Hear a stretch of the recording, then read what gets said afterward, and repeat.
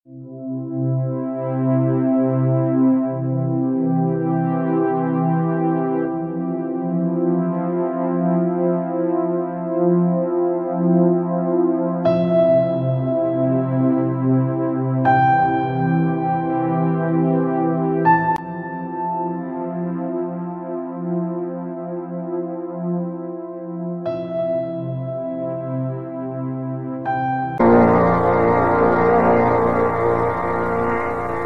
KB Pharma bekerja sama dengan radio kesayangan Anda mempersembahkan Sandiwara Radio Saur Sepuh. Disajikan oleh Procold, obat flu yang dulu dibeli dengan resep dokter, sekarang dapat dibeli bebas di mana-mana. Dan Kalpanax, obat penyakit kulit yang ampuh khasiatnya. Diproduksi oleh Haravana Record. Naskah karya Niki Kosasi. Hiasan musik dan sutradara Indra Mahendra. Bagus. Aku gembira kau menolak ajakan itu. Aku sama sekali tidak tertarik kepada harta karun. Tapi ada masalah yang sedikit mengganggu pikiranku. Mengenai apa? Mengenai Anjani. Benar. Anjani dalam bahaya. Dia seorang gadis yang masih muda belia. Dia belum siap untuk melindungi harta karun yang terlalu tinggi harganya. Iya. Anjani belum memiliki ilmu kadikjayaan yang tinggi, yang bisa melindungi dirinya dari ancaman orang-orang yang berilmu tinggi. Benar, Raspati.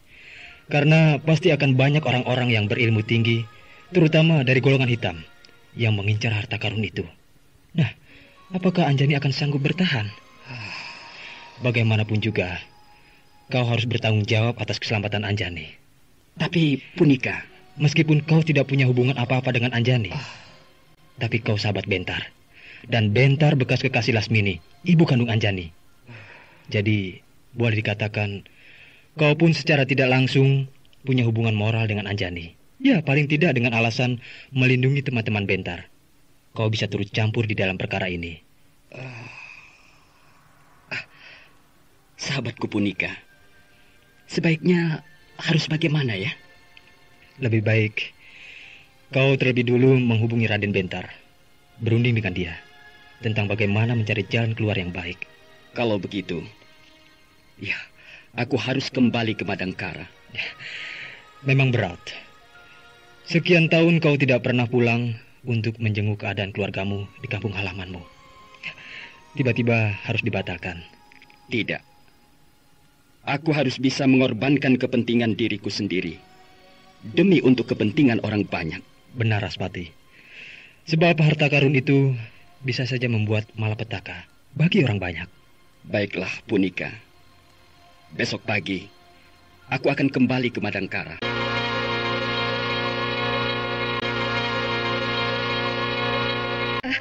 Bagaimana, Gandari? Siasat kita berhasil. Kita bisa mengatur orang-orang yang menginginkan harta karun. Oh ya? Ya. Sudah ada 3 pihak yang bersedia menunggu waktu perang tanding dimulai. Yang aku sudah tahu, 3 hari yang lalu telah datang siapa? Aku lupa lagi namanya. Kaduliman. Iya, seorang tokoh yang menamakan dirinya Kaduliman. Lalu kemarin datang lagi 2 orang tokoh golongan hitam. 2 tengkorak siluman dari jurang Rorongkong. Iya.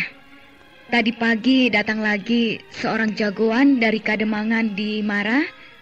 Namanya Kidanu. Ya, Anjani benar. Lalu rencanamu bagaimana? Kita tunggu 2 atau 3 hari lagi. Biar banyak. Sebaiknya jangan, Gandari. Kenapa? Mereka yang sudah datang sudah menunggu cukup lama. Terutama si Kaduliman, dia sudah 3 hari berada di sini. Kalau disuruh menunggu lagi, bisa-bisa dia marah karena sudah hilang kesabarannya. Hal itu akan sangat merugikan kita karena dia bisa gelap mata lalu menyerang kita. Dan kalau dia menyerang kita, yang lainnya akan ikut pula menyerang kita. Akhirnya, kita akan dikeroyok rame-rame. Kita akan digempur beberapa banyak tokoh dikjaya. Ya, kau benar. Kalau sampai terjadi hal seperti itu, akan sulit bagi kita untuk memenangkan pertarungan. Itulah, lebih baik hari ini juga dilangsungkan perang tanding, adu kekuatan. Baiklah Anjani, aku akan menghubungi mereka.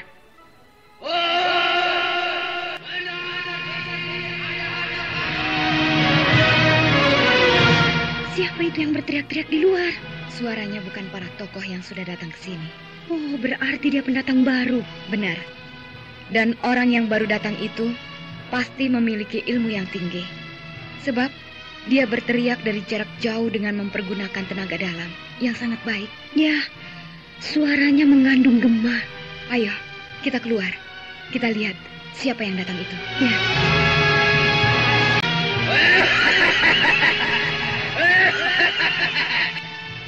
Sebuah padepokan yang bagus.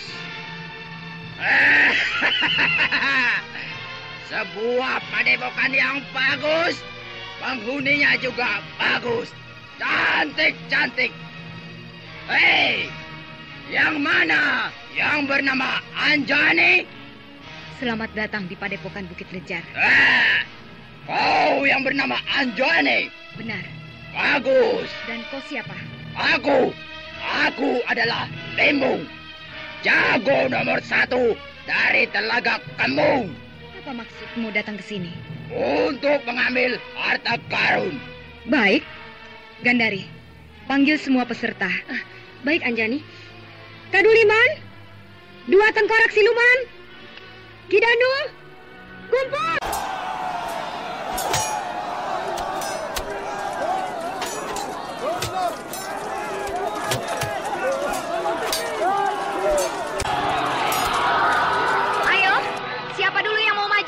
Aku.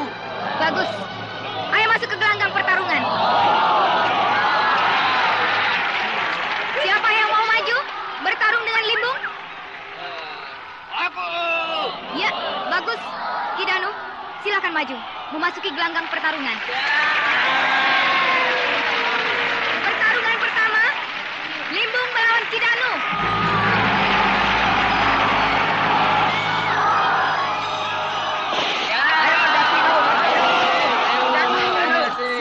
Badannya besar dan tinggi, mukanya sangar, pakaiannya acak-acakan. Cocok jadi jagoan dari kalangan rimba hijau. Dengan gagah dia berdiri tegak bertolak pinggang di tengah gelanggang pertarungan. Kidanu juga, badannya tegak, meskipun tidak tinggi seperti si Limbung. Mukanya tidak sangar, dan itu loh, pakaiannya bersih. Cocok sebagai seorang jawara dari sebuah kademangan. Nanti mereka berjalan saling mendekat. Wah, pertarungan akan segera dimulai. Mulai!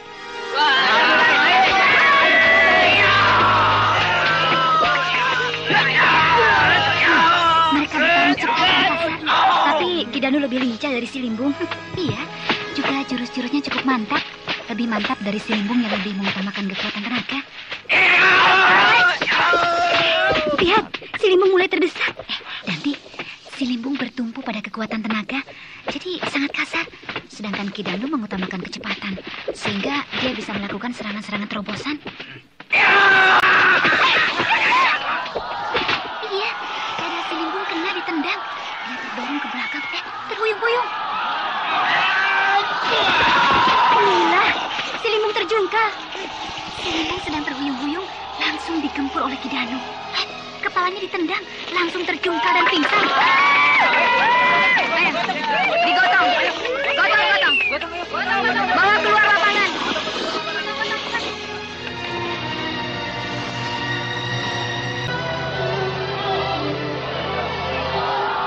Pada pertarungan pertama, Kidanu yang menang. Siapa yang mau maju melawan Kidanu? Aku. Bagus, Kaduliman. Jago dari Gunung Karang akan bertarung dengan Kidanu, jawara dari Kademangan Dimara. Pertarungan kedua, Kaduliman jago dari Gunung Karang akan bertarung melawan pemenang pertama, yaitu Kidanu, jawara dari Kademangan Dimara.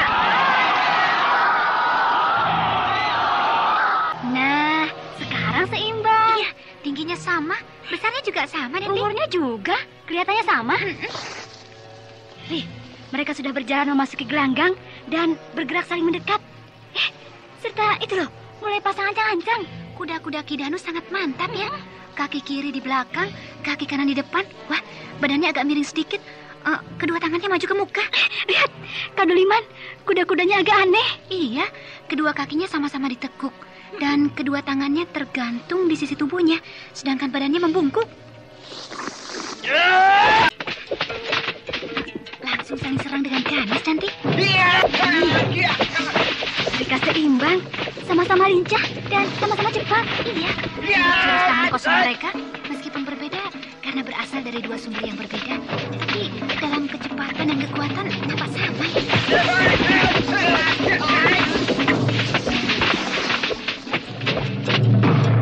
Pertarungan sudah berlangsung 30 jurus dan mereka tetap seimbang. Iya, belum kelihatan siapa yang bakal unggul, sebab belum ada yang terdesak. Suli, lihat, Kidanu merubah pola serangan. Ganti.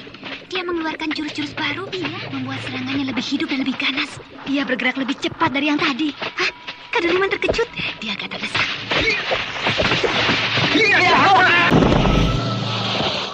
Loh, kok kenapa berhenti? Kaduliman yang menghentikan pertarungan. Dia melompat mundur menjauhi Kidanu. Gimana sih?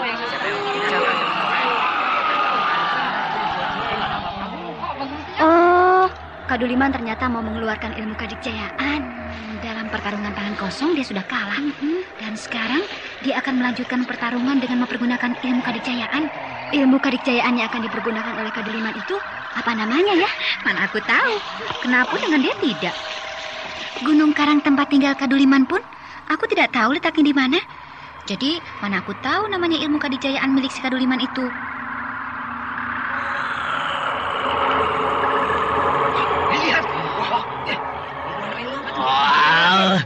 Kau mau mengeluarkan ilmu kedikjayaan? Baik. Kau kira aku juga tidak bisa? Aku punya ilmu kedikjayaan. Kidanu juga mau mengeluarkan ilmu kadikjayaan. Wah, Suli, bakal rame ini. Iya, ilmu kadikjayaan dari Gunung Karang akan melawan ilmu kadikjayaan dari Kadamangan Dimara. Wah, pasti seru. Pasti seru.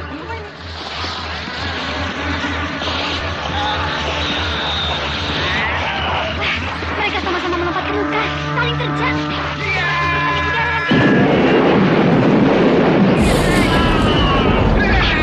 Kidanu terbanting. Wih, muntah darah. Kidanu yang kalah. Dia terkapar di tanah dan tidak bangun lagi. Kidanu kalah,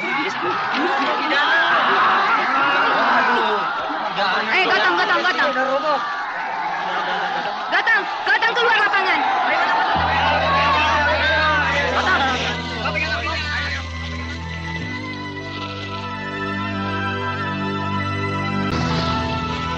Pertarungan yang kedua dimenangkan oleh Kaduliman jago Gunung Karang.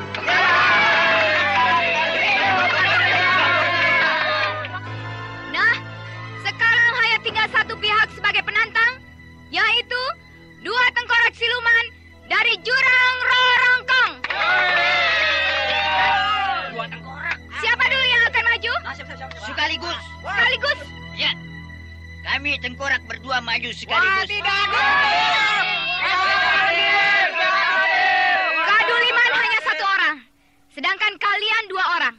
Jadi, 1 lawan 2 itu tidak adil. Acara perang tanding ini harus adil dan jujur. Harus 1 lawan 1. Jadi kalian harus bergantian. Masa bodoh? Iya, masa bodoh. Kami tidak peduli. Kami selalu berdua dalam apa saja. Kami berdua tapi satu. Tidak bisa dipisah-pisahkan.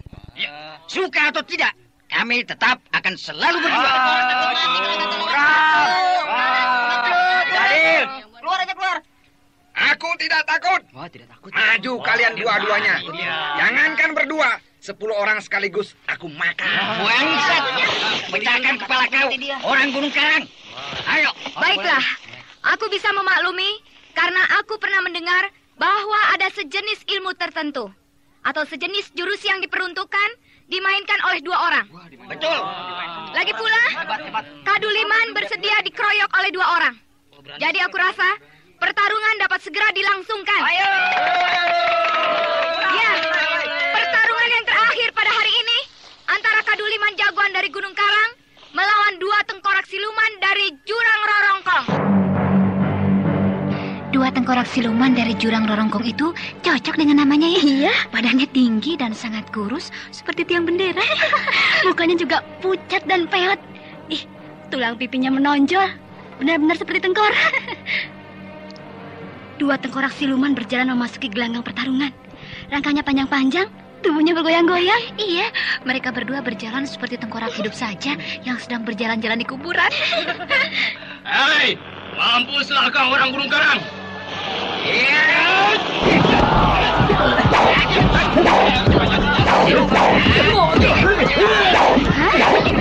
tulang. Dasar tengkorak hidup. Senjatanya juga terbuat dari tulang manusia. Tulang manusia? Lihat yang jelas nanti. Senjata mereka yang berbentuk rantai itu terbuat dari tulang-tulang jari manusia. Hah? Dirangkai menjadi satu untayan berbentuk rantai. Gila. Dari mana mereka mendapat tulang jari manusia sebanyak itu? Pasti mereka curi dari kuburan. Kuburan manusia? Ya, mereka kan orang-orang jahat yang suka membongkar kuburan manusia di tengah malam untuk keperluan ilmu hitam. Sekaligus mengumpulkan tulang-tulang jari dari dalam kuburan itu untuk dibuat jadi senjata. Wih, benar-benar edan. Pantas mereka dinamakan tengkorak siluman. Ayo maju. Kalian mau mempergunakan senjata ya? Baik, aku juga punya senjata. Ya! Aku tidak menduga Kaduliman juga punya senjata. Senjata Kaduliman boleh juga ya. 2 buah siku-siku yang terbuat dari besi baja. Senjata siku-siku itu kecil dan pendek, Tapi sangat kuat nanti. Dan dapat mematahkan pedang dan menemukan batu karang. Nah, mereka bergerak saling mendekat. Sebentar lagi akan saling serang. Pertarungan pasti bakal ramai. Senjata siku-siku melawan senjata rantai tulang manusia. Dua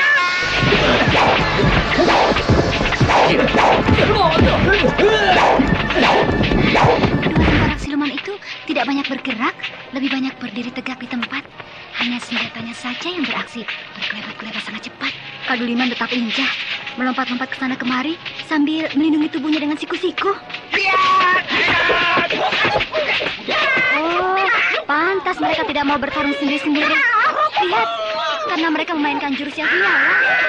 Dua buah jurus dalam satu leburan. Iya, mereka saling menutup dan membuka secara bersamaan.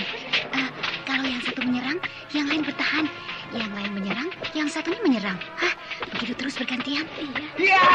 Senjata Kaduliman lepas. Iya, kalah dalam benturan.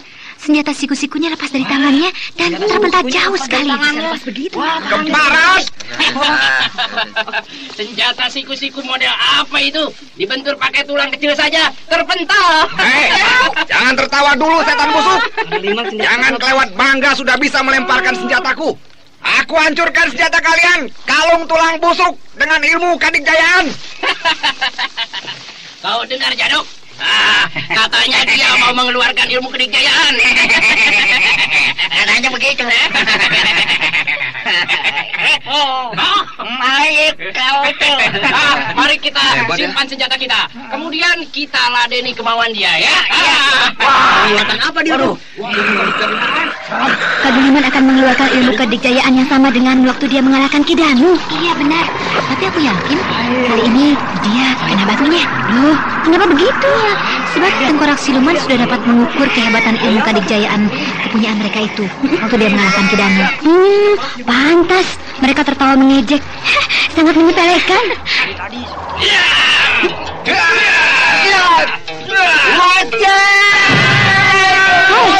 Mereka bergandengan tangan, ditegak berdampingan sambil berpegangan tangan. Di dalam memainkan jurus tangan kosong, juga di dalam mempergunakan senjata, mereka memainkan persenyawaan gerak. Dan sekarang di dalam mempergunakan ilmu Kadikjayaan juga tetap bersenyawa. Satu ilmu dimainkan oleh 2 orang sekaligus. Iya, benar.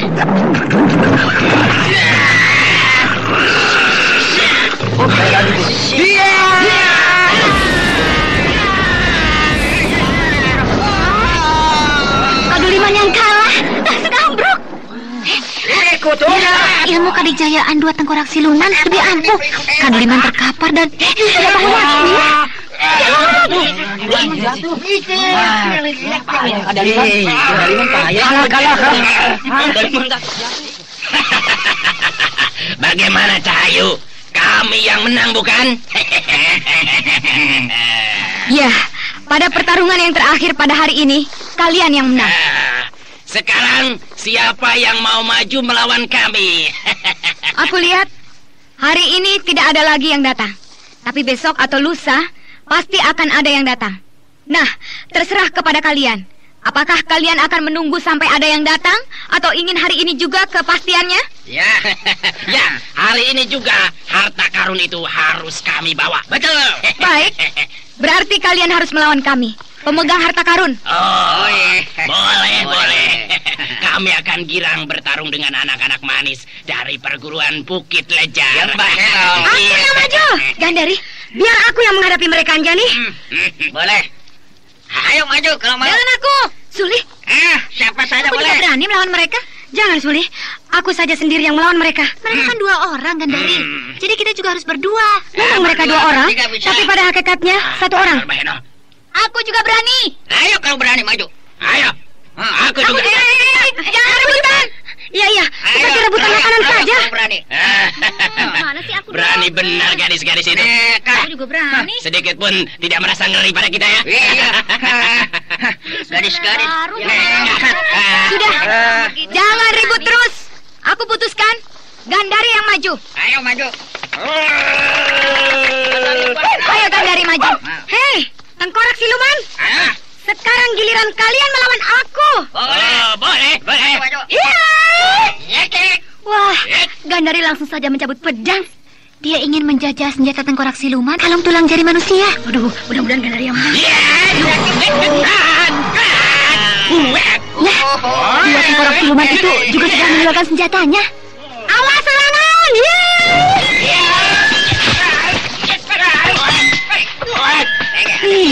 Gandari langsung mengeluarkan jurus-jurus pedang mautnya. Dia memang jago pedang. Gerakannya cepat dan pedangnya menyambar-nyambar dengan ganas.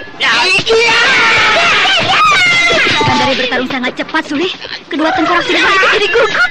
Iya, mereka mulai terdesak dan kewalahan. Kedua tengkorak siluman semakin terdesak. Iya, jurus-jurus mereka sudah kacau. Mereka kalang kabut dikebut habis-habisan oleh Gandari.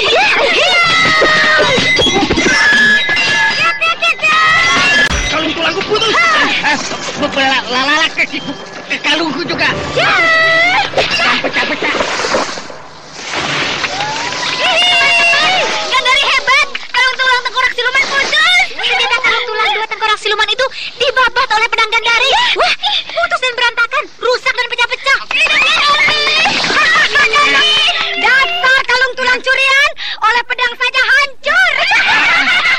Belum kalah. Ya, Niki kuat. Ya, kami belum kalah. Silakan, aku ladeni. Oh, kalian mau mengeluarkan ilmu kadikjayaan? Baik, aku ladeni kalian dengan ilmu kadikjayaan andalanku. Kebanggaan perguruan Bukit Lejar, Ajian Cakar Getar. Hijat!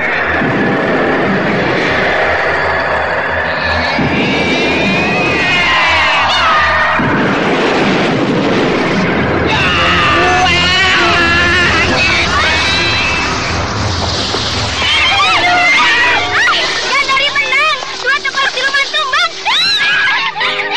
Ajian Cakar Getar memang hebat. Kedua tengkorak siluman itu terjungkal dikepung oleh Gandari. Menggelepar dan tidak bangun lagi.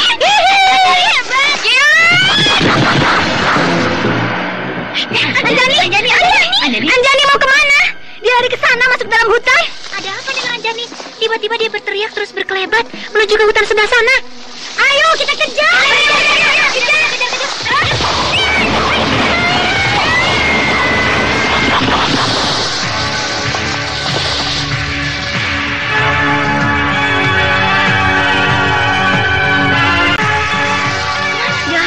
Aku lihat sendiri, Anjani masuk dalam hutan ini. Iya, aku juga melihatnya. Dia berkelebat sangat cepat dengan mengerahkan ilmu lari cepat ke arah sini. Tapi kok tidak ada? Pasti ada yang tidak beres. Iya, Tidak mungkin Anjani berbuat seperti itu kalau tidak ada yang istimewa. Atau sebuah kejadian yang sangat penting. Ayo, kita cari terus. Kita jelajahi hutan ini sampai ketemu. Sambil dipanggil. Ya. Anjani!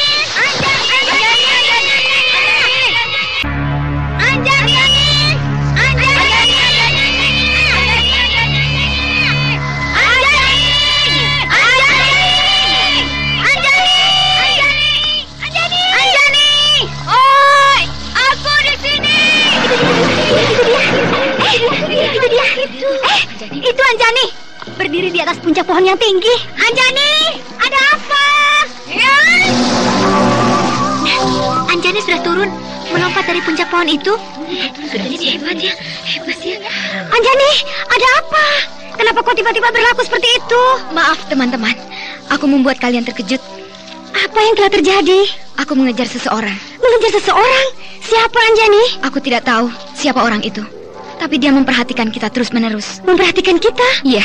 Sejak pertama acara perang tanding dilaksanakan, Ki Danu bertarung melawan si Limbung. Orang itu sudah ada, duduk di atas puncak pohon yang tinggi, menonton pertarungan.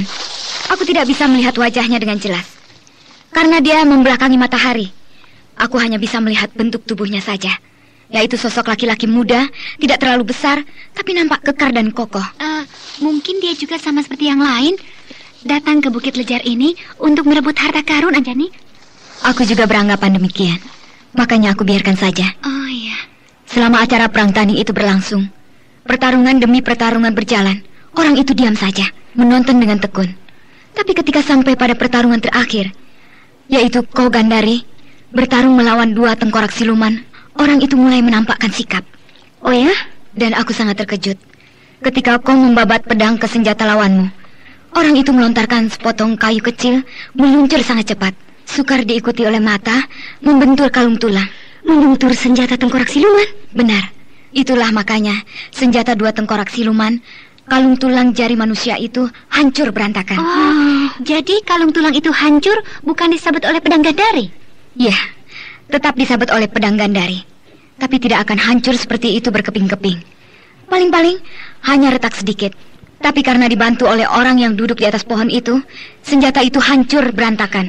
Pantes. Aku merasakan sesuatu yang aneh ketika pedangku berbenturan dengan kalung tulang senjata lawanku itu. Oh, jadi kau sendiri merasakannya? Ya, tapi aku tidak sempat berpikir jauh, Anjani, karena perhatianku sedang tercurah di dalam menghadapi gempuran lawan. Iya. Siapakah orang itu? Dan mengapa dia membantu aku? Sekarang lebih baik kita pulang ke Padepokan.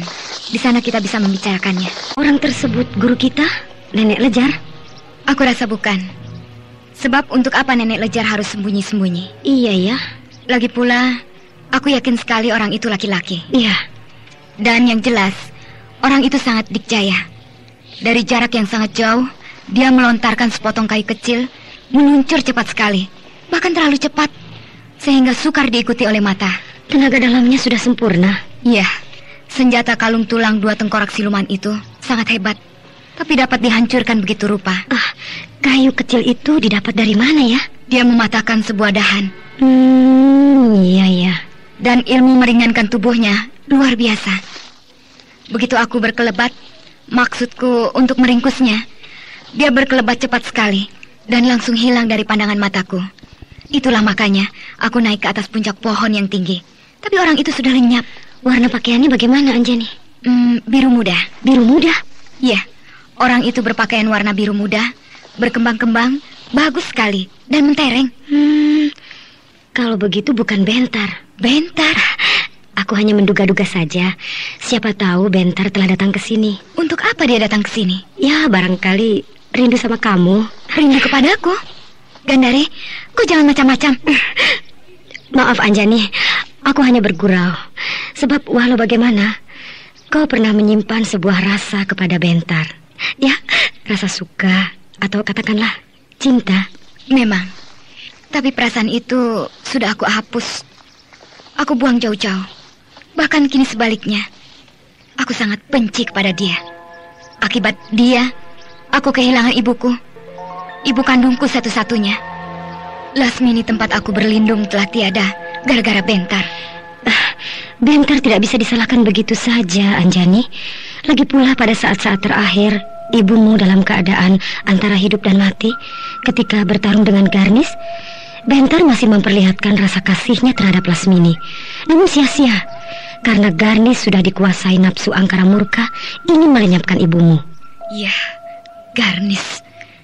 Aku harus menuntut balas pada Garnis.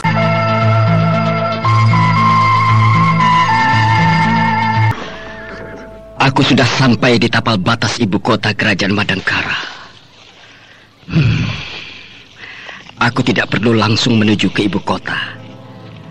Ya, lebih baik aku belok ke kanan, menuju ke Kadipaten Jamparing, langsung menemui Raden Bentar.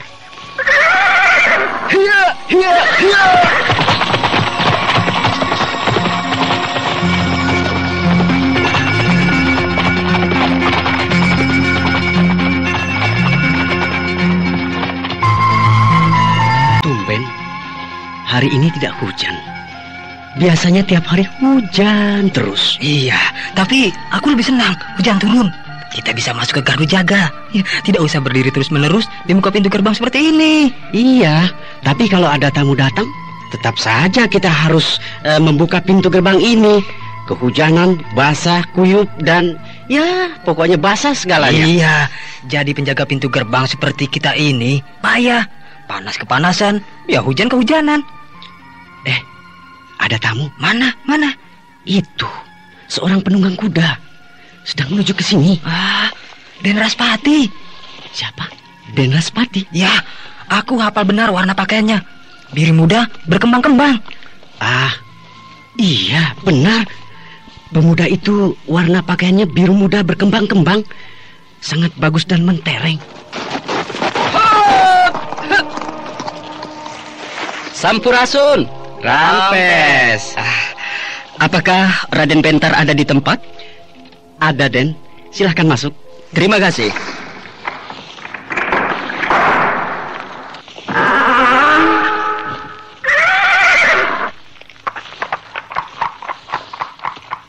Tutup lagi pintu gerbangnya, Tin. Iya.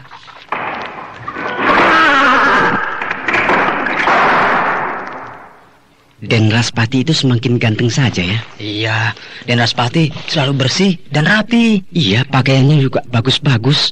Tapi lebih sering memakai pakaian yang warnanya biru muda dan berkembang-kembang. Mungkin warna biru muda warna kesayangannya ya. Karena kau pergi belum lama, berpamitan hendak pulang ke Kadipaten Tidunggalating. Tiba-tiba kembali lagi ke sini. Tentunya ada sesuatu yang istimewa. Dugaanmu tepat sekali, Bentar.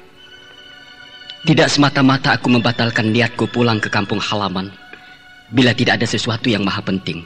Nah, katakanlah. Terlebih dulu aku mau bertanya. Apakah kau sudah tahu kalau Anjani tidak berada lagi di Gunung Lau? Sama sekali tidak. Berarti kepindahan Anjani dari Gunung Lau ke Bukit Lejar tanpa kau ketahui, bukan? Bukit Lejar?